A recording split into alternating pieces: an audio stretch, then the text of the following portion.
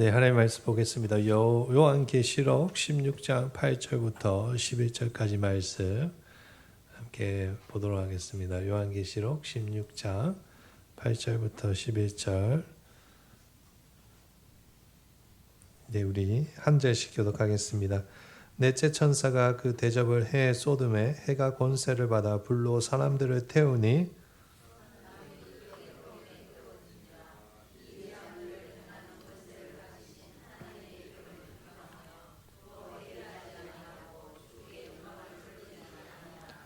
또 다섯째 천사가 그 대접을 짐승의 왕자에 쏟으니 그 나라가 곧 어두워지며 사람들이 아파서 자기 혀를 깨물고 종기로 말미암아 하늘의 하나님을 비방하고 그들의 행위를 회개하지 아니하더라. 아멘.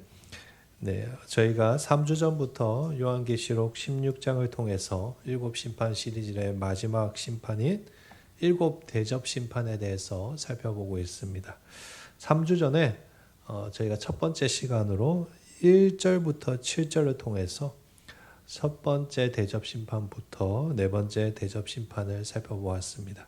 어떤 분들은 아마도 제가 이 심판들의 구체적인 내용들에 대해서는 깊이 있게 다루지 않아서 궁금해하시는 분들도 계실 거라고 생각됩니다. 제가 심판의 이 내용들을 심오하게 다루지 않는 것은 이 심판의 내용들에 대해서 주관적인 해석을 덧붙여 함부로 단정 짓는 것이 상당히 조심스럽기 때문입니다. 예를 들어 볼까요? 오늘 제가 다룰 이 네 번째 심판에 보시면 하늘에서 해가 쏟아진다라고 되어 있지 않습니까? 근데 만약에 제가 이것을 핵폭탄이 온 땅에 떨어지는 것입니다 라고 해석을 하였다고 한번 가정을 해 보겠습니다. 근데 시간이 지나서 이 본문이 의미하는 것이 핵폭탄이 아니라면 어떻게 하겠습니까? 그래서 제가 계시록을 하면서 정확하게 명확하게 성경적으로 설명하기가 어려운 이런 미지의 영역에 대해서는 함부로 이렇게 말을 하지 않는 것이고 오히려 이 심판의 말씀들을 통해서 본문이 말하고자 하는 성경적인 의미와 메시지에 더 집중을 하고자 하는 것입니다. 한마디로 일곱 대접 이 재앙이 기록된 이 말씀에서 각각의 재앙이 구체적으로 어떤 현상을 가리키는 것인지 어떤 특별한 사건을 의미하는 것인지 끼워 맞추고 억지로 해석하는 것보다 더 중요한 성경이 말하고자 하는 메시지가 무엇인가 우리가 거기에 한번 집중을 해보자고 하는 것입니다. 그것이 무엇인가 하면 이 심판이 어떠한 의미의 심판인지 그리고 이 심판 앞에서 우리 인간이 어떻게 반응해야 되는지입니다. 그래서 저희가 16장을 시작하면서 코 맹맹 소리가 좀 나십니까? 네네. 16장을 시작하면서 첫째 제 얼굴 너무 이렇게 조금만 위로 올려주세요. 네네네. 네, 너무 이렇게 내려보는 것 같은데 이렇게 네네.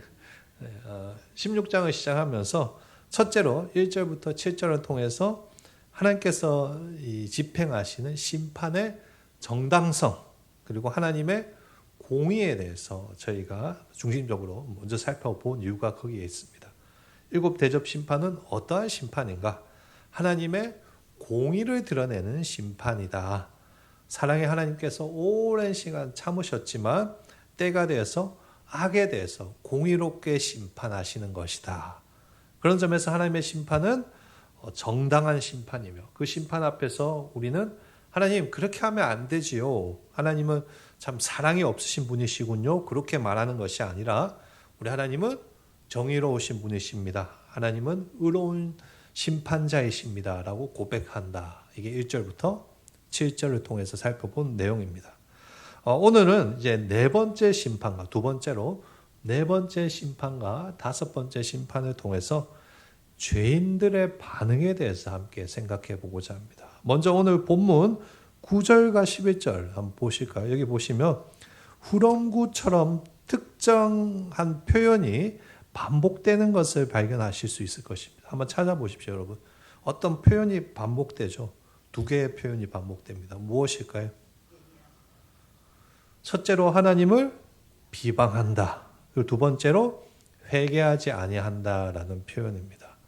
네 번째 재앙이 기록된 8절을 보십시오. 해가 권세를 받아 불로 사람들을 태웁니다. 살이 타들어가는 고통을 의미하는 것이죠. 정말 끔찍한 고통이지 않겠습니까? 근데 그 결과가 무엇입니까? 9절 말씀에 적힌 것과 같이 하나님의 이름을 비방하고 회개하지 않습니다. 다섯 번째 재앙도 마찬가지입니다, 여러분. 재앙으로 인해서 사람들이 자기 혀를 깨물 정도의 고통에 있다라고 기록되어 있습니다. 그러면 상식적으로 제발 좀 살려달라고 빌거나 잘못했다라고 엎드려야 되지 않겠습니까? 그런데 11절 말씀 보십시오.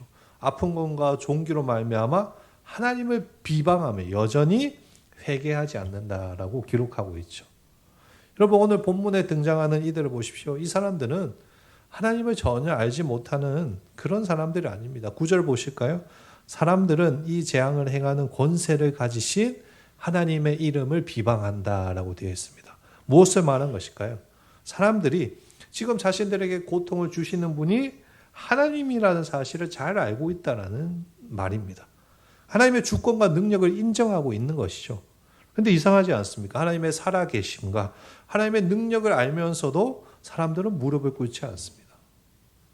사랑하는 성도 여러분, 이것이 바로 오늘 우리가 마주해야 될 죄에 사로잡혀 살아가는 죄인들의 비극적인 실상입니다.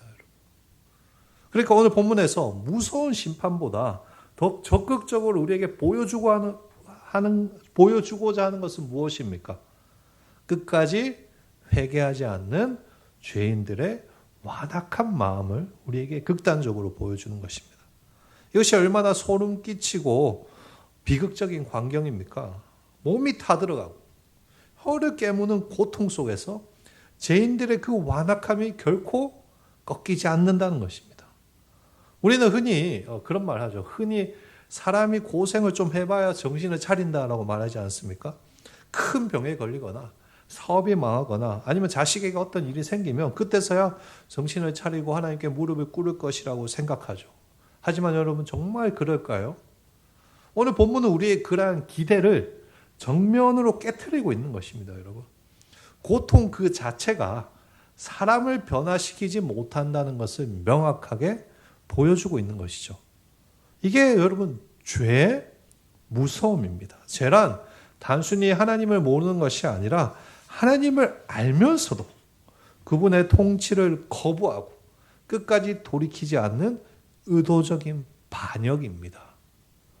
여러분 진흙은 햇빛이 내리쬐면 부드러워지는 것이 아니라 오히려 딱딱하게 굳어져 버립니다. 하나님 없이 죄에 사로잡혀 살아가는 죄인들의 마음이 그와 같습니다.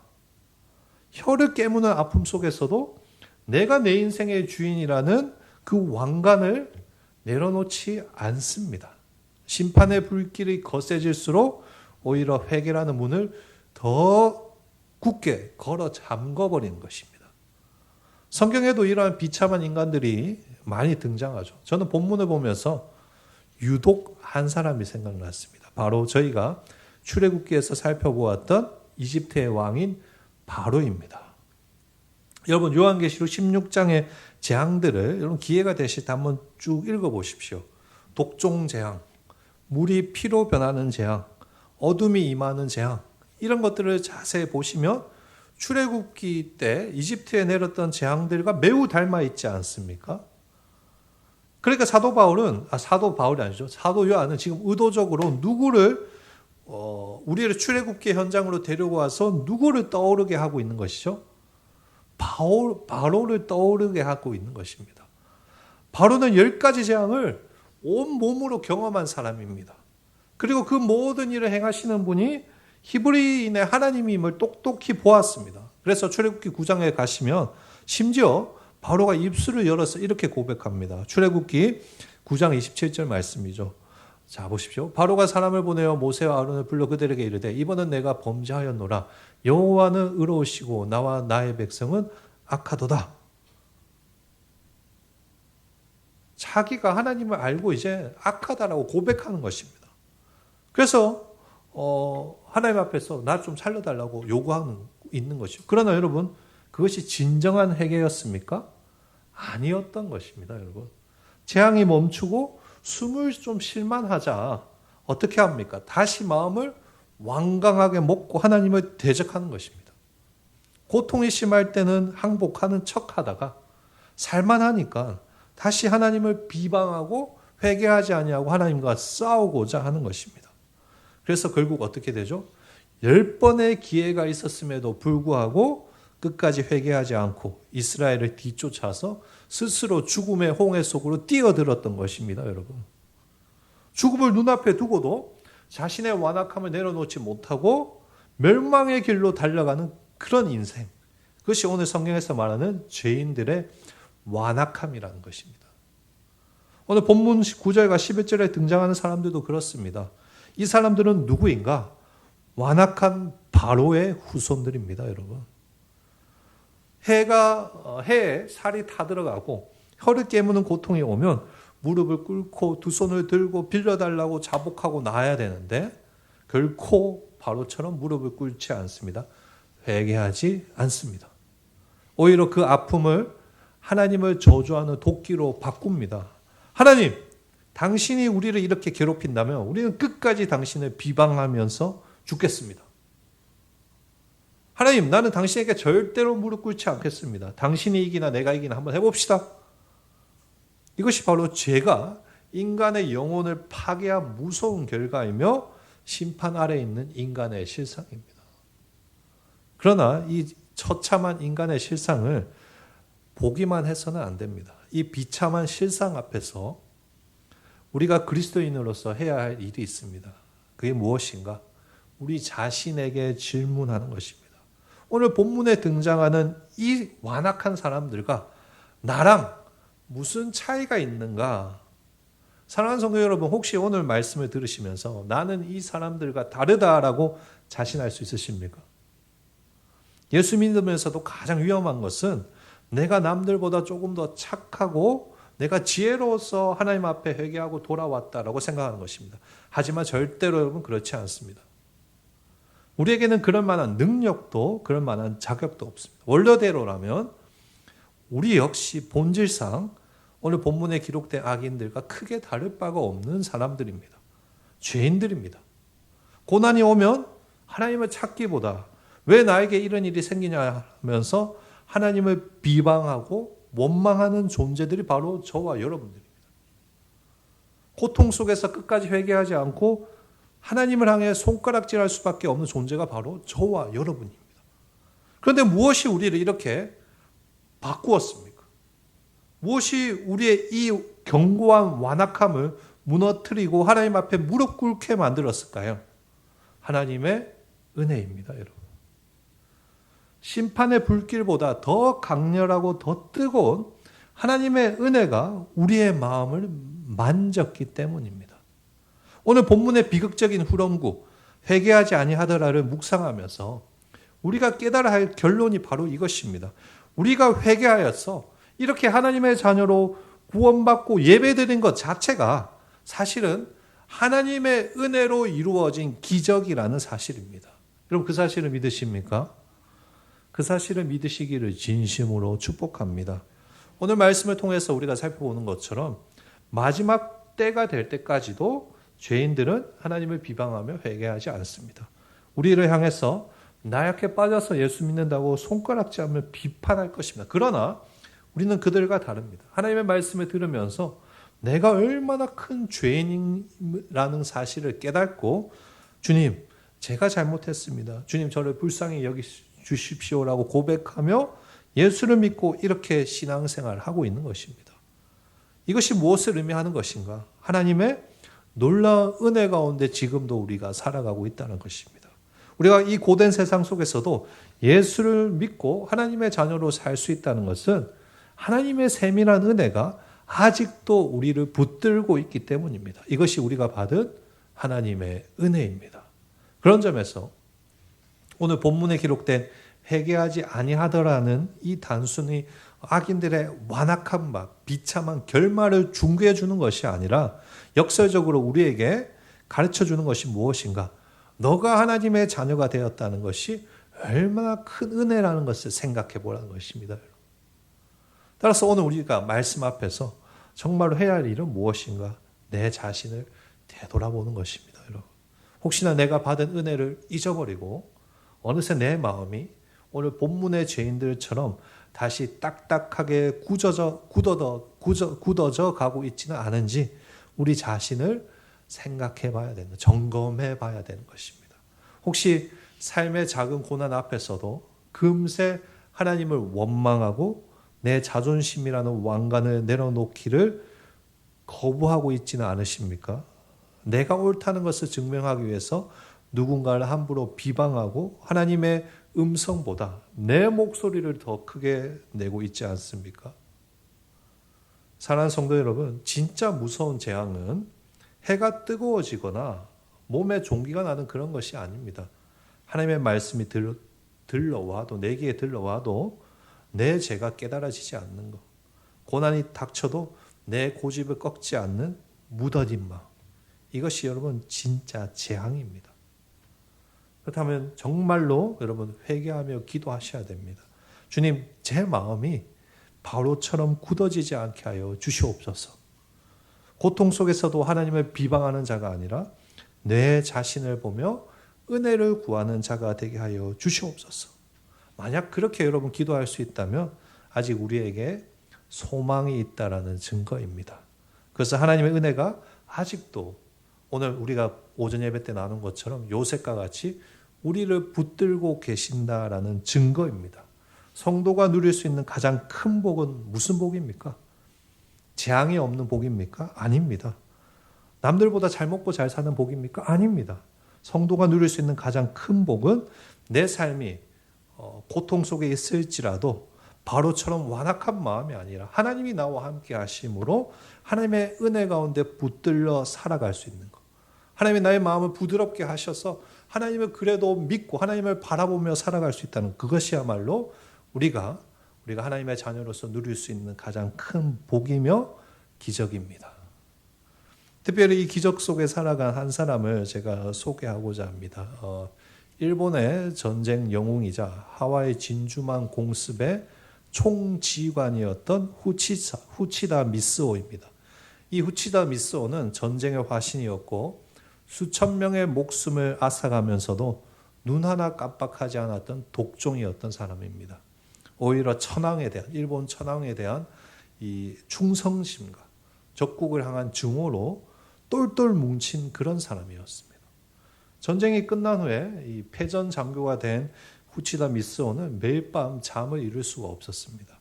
가슴 속에 타오르는 분노와 복수심 때문이었습니다. 어떻게 하면 미국 놈들을 죽일 수 있을까? 어떻게 하면 복수할 수 있을까? 그렇게 증오의 도끼로 자기 영혼을 갉아먹고 있었습니다. 그런데 그렇게 지내던 1948년 어느 날 후치다는 도쿄 시부야역에서 한 남자가 나눠주는 전도지를 받게 됩니다.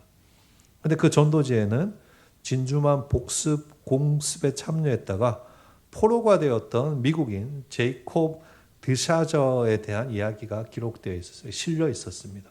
일본 최고의 전쟁 영웅이 지금 후치다 미쓰오가 가장 번화한 일본 최대 역 시부야역 한복판에서 공교롭게도 일본 전쟁의 포로였던 사람의 이야기가 적힌 전도지를 받은 것이죠.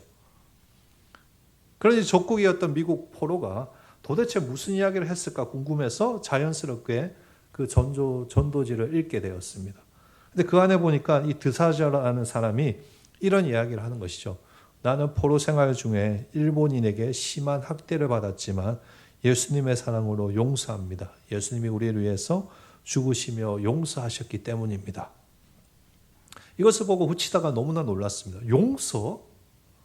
우리를 위해 죽었다고? 도저히 이 전쟁광인 자신으로서는 이런 이야기가 이해가 되지 않았습니다. 왜 그런 인생을 사는지 이해가 되지 않았습니다. 그래서 고민하다가 떨리는 손으로 생전 처음 성경책을 사서 읽어보기 시작했습니다. 지성적으로 이해가 되지 않는 그 용서가 무엇인지 찾아보았습니다. 그리고 밤을 새워서 성경을 읽다가 어느 한 구절에서 딱 멈췄습니다. 바로 누가복음 23장 34절이죠. 십자가에 못 박힌 예수님의 기도였습니다. 아버지, 저들을 사하여 주시옵소서. 자기들이 하는 것을 알지 못하나이다.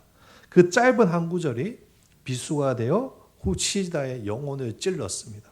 수천 명을 죽어도 양심의 가책이 없던 이 강처 같은 사람의 어깨가 떨리기 시작했습니다. 그리고 곧 바닥에 꼬꾸라졌습니다. 하나님, 제가 바로 원수였습니다. 저 십자가 아래서 예수를 못 박던 사람이 바로 저였습니다. 저 같은 살인마에게도, 저 같은 괴물에게도 용서받을 수 있습니까? 그렇게 일본 최고의 전쟁 영웅이었던 후치다는 예수님께 항복했습니다. 미군에게 항복한 것이 아니라 하나님의 압도적인 은혜에 무릎을 꿇었습니다. 시간이 지나서 훗날 후치다 미쓰오가 이렇게 고백합니다. 나는 진주만을 공습하던 날 내 인생 최고의 자리에 있다라고 생각했습니다. 하지만 아닙니다. 내가 죄인임을 깨닫고 눈물로 하나님 앞에 엎드린 그날이 내 인생에서 가장 위대하고 행복한 날이었습니다. 여러분, 그날 이후로 후치다 미쓰오의 삶은 어떻게 바뀌었을까요? 군복을 벗고 성경을 들었습니다. 그리고 자신들이 폭탄을 투하했던 진주만으로 건너왔습니다. 그렇게 미국 전역을 돌면서 진주만 공습 생존자들을 만나서 손을 잡고 내가 당신들에게 지울 수 없는 상처를 주었습니다. 나를 용서해 주십시오. 예수님께서 나를 용서해 주신 것처럼 당신도 나를 용서해 주십시오라고 용서를 구했습니다. 공습 생존자들은 처음에는 그런 미쓰자를 보면서 분노했죠. 증오로 쳐다보았다고 합니다. 그러나 진심 어린 이 미쓰다의 눈물 앞에 그들의 마음의 빗장도 열리기 시작했습니다. 그리고 서로를 껴안고 울기 시작하였고, 그렇게 변화된 미쓰오는 평생을 복음 전도자로 헌신하게 됩니다. 1976년 주님 앞에 갈 때까지 미국과 일본 각지에서 전도 활동을 하면서 은혜를 전하는 삶을 살았습니다. 사랑하는 성도 여러분, 제가 왜 미쓰오 이야기를 하는 것일까요? 한때는 하나님을 대적했던 사람, 수많은 생명을 빼앗던 사람도 하나님의 은혜 앞에서는 바뀔 수 있다는 것입니다. 그렇다면 여러분 반대로 생각해 보십시오. 아무리 큰 고통을 겪어도 하나님의 은혜가 없으면 절대로 변할 수가 없습니다. 이것이 바로 오늘 본문이 우리에게 보여주는 진리입니다. 차이는 무엇입니까? 환경이 아닙니다. 고통의 크기가 아닙니다. 오직 하나, 하나님의 은혜입니다. 이것이 바로 오늘 본문에 완악한 죄인들이 죽었다가 깨어나도 알 수 없는 오직 은혜 입은 우리만이 누리는 기쁨입니다. 우리 한일교회 성도님들이 하나님 앞에 다시 설 때까지 이 기쁨 속에서, 은혜의 기쁨 속에서 살아가시기를 진심으로 축복합니다. 사랑하는 성도 여러분, 끝까지 망하는 사람은 고통을 꺾은 사람이 아니라 끝까지 회개하지 않는 사람입니다. 그러면 오늘 이 시간 내가 내려놓지 못하고 붙들고 있는 그 완악함이 있다면 다 내려놓으시고 하나님께 다시 은혜를 구하시기를 소망합니다. 주님은 지금도 우리들의 마음의 문을 두드리고 계십니다. 아들아, 딸아, 이제 그만 내려놓고 마음을 내려놓고 내게로 와라. 이 사랑의 초대에 다시 마음의 문을 여시기를 소망합니다. 그래서 주님께서 주시는 그 놀라운 은혜를 다시 회복하며 세상에 줄 수 없는 그 평안과 기쁨을 다시 누리는 우리 한일교회 모든 성도님들 되시기를 예수님의 이름으로 간절히 축복하고 축원합니다. 아멘.